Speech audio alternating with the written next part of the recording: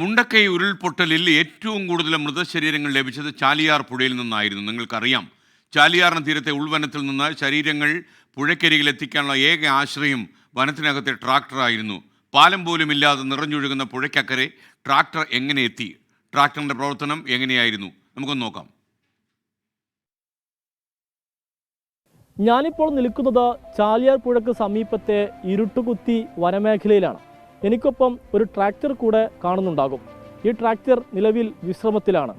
കഴിഞ്ഞ 10ഓളം ദിവസങ്ങളിൽ ഈ ട്രാക്ടർ ഇവിടെ എന്തായിരുന്നു ചെയ്തത് എന്ന് നമുക്കൊന്ന് കണ്ടു നോക്കാം.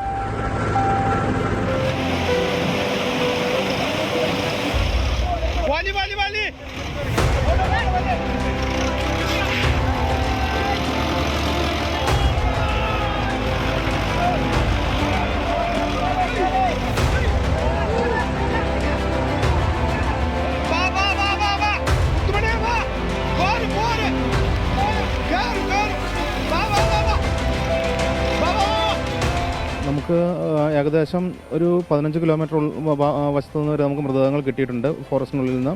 അത് അവിടുന്ന് ചുമന്ന് കൊണ്ടുവരിക വളരെ ദുഷ്കരമായിരുന്നു. Kumbalappara colony, Tharippappetti colony, Vaniyampuzha colony, ഈ കോളനികളിൽ നിന്നുള്ള കുട്ടികളെ ഇവിടെ എത്തിക്കുന്നതിനും ഇവിടുന്ന് തിരിച്ചിവരെ എത്തിക്കുന്നതിനുമാണ് കോളനികളിലേക്ക് എത്തിക്കുന്നതിനുമാണ് ട്രാക്ടർ ഇവിടേക്ക് അവരെ കൊണ്ടുവന്നിട്ടത്.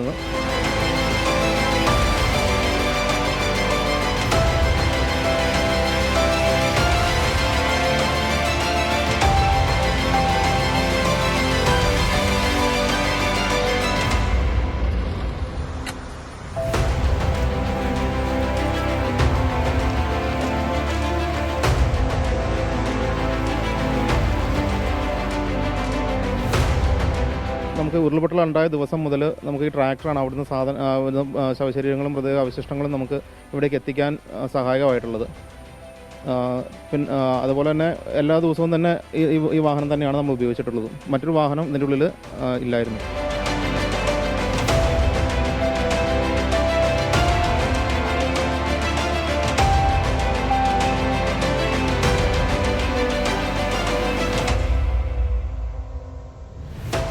ഈ ട്രാക്ടർ ഇല്ലായിരുന്നുവെങ്കിൽ വനത്തിൽ നിന്നും ലഭിക്കുന്ന ശരീരങ്ങളും ശരീരഭാഗങ്ങളും കുറേയധികം കിലോമീറ്റർ രക്ഷാപ്രവർത്തകർ തോളിലേറ്റി സഞ്ചരിക്കേണ്ടി വന്നേനെ. ക്യാമറാമാൻ അബിദ് കല്ലായിക്കൊപ്പം സമീർ ബിൻ കരീം, 24 മലപ്പുറം.